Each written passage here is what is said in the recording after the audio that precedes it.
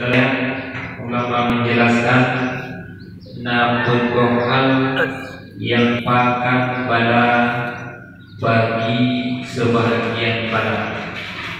Namun hal itulah yang ulama yang akan dengan sebab halnya Allah akan menimpakan bala wabah penyakit bagi padi bala nagro. Pertama, sultan yang zalim. Dengan sebab pemimpin yang zalim di akhir dunia, Allah akan lebih bala penyakit. Cuma tiba mufum sultan yang zalim, pemimpin yang zalim, bukan hanya menghasar kepada pemimpin nagro ataupun pemimpin kampung ataupun pemimpin yang lain.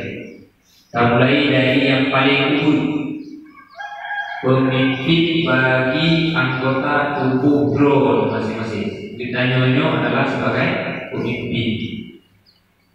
Pemimpin bagi jarum, pemimpin bagi mata, pemimpin bagi kaki, pemimpin bagi kunjung, pemimpin bagi hidung. Apabila al-zalim anggota tubuh kita berarti kita benar sidro pemimpin yang zalim. Sidro berkadam yang karena rumah karena anu bagi sidro lelaki arijalu qawwam ala nisa.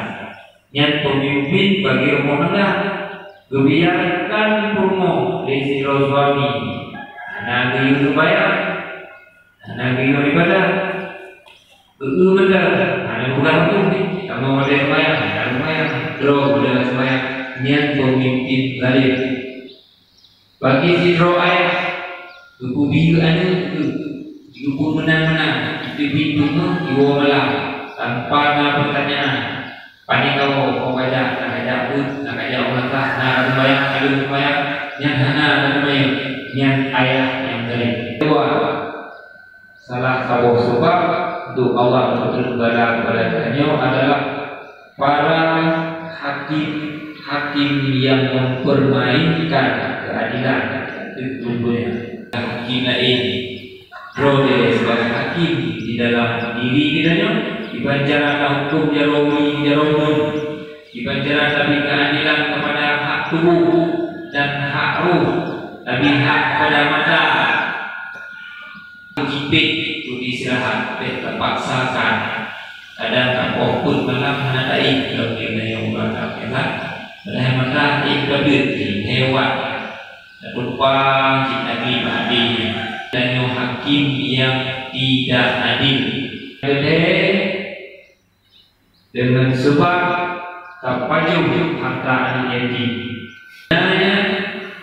Siap-siap yang merupakan sebab yang ketiga, Allah akan berdud bala penyakit pada makhluk.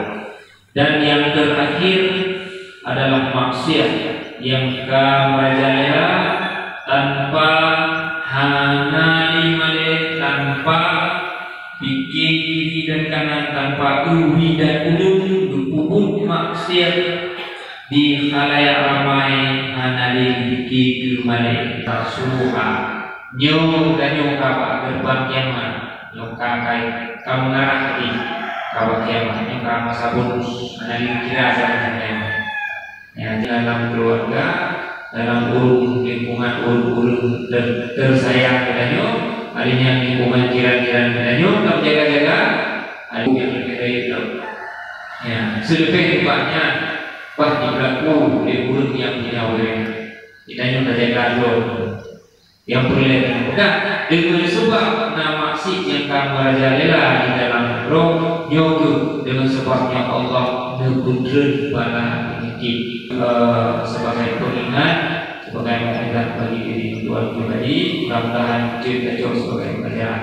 Amin ya rabbal alamin. Assalamualaikum warahmatullahi wabarakatuh.